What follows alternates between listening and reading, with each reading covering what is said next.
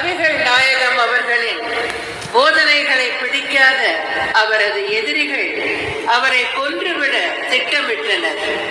ஒரு நாள் இரவில் கொலை முயற்சி நடந்த போது நபிகள் நாயகம் அவர்கள் அங்கிருந்து தப்பி தம் நண்பர் இல்லத்திற்கு சென்றார். அங்கிருந்து அவரை அழைத்துக் கொண்டு தௌர் என்ற மலை குகைக்கு சென்றார். ஆனால் எதிரிகள் அந்த இடத்தையும் மோப்பம் பிடித்து வந்துவிட்டனர். நபிகள் நாயகம் அவர்களை தேடி பிடிக்க எதிரிகள் முடிவெடுத்தனர். அப்போது அவருடைய நண்பர், நாம் இங்கிருப்பதை எதிரிகள் எப்படியோ கண்டுபிடித்து விட்டனர், அவர்களிடம் சிக்கி நாம் இறப்பது உறுதி என்று நபிகள் நாயகம் அவர்களிடத்தில் கூறினார்.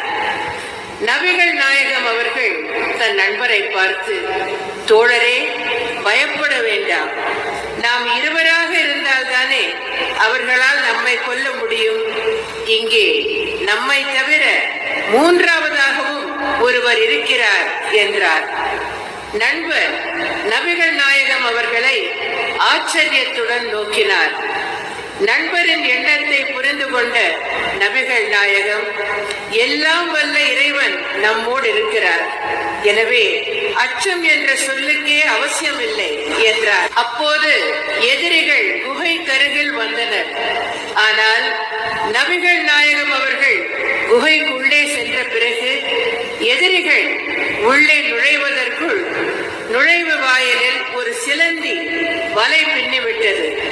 குகை நுழைவாயிலின் அருகே 2 புறாக்கள் படுத்திருந்தன. அப்போது ஒரு எதிரி தன் நண்பர்களிடம், இங்கே சிலந்தி வலை பின்னி இருக்கிறது, புறாக்கள் படுத்திருக்கின்றன, நாம் தேடி வந்தவர்கள் உள்ளே புகுந்திருந்தால் குகைக்குள் நுழையும் போது சிலந்தி வலை அறுபட்டு இருக்க வேண்டும், புறாக்கள் அங்கே இருக்க முடியாது, எனவே அவர்கள் குகைக்குள் இருக்க வாய்ப்பே இல்லை என்றார். இதை ஏற்க மற்றவர்கள் திரும்பி சென்றனர்.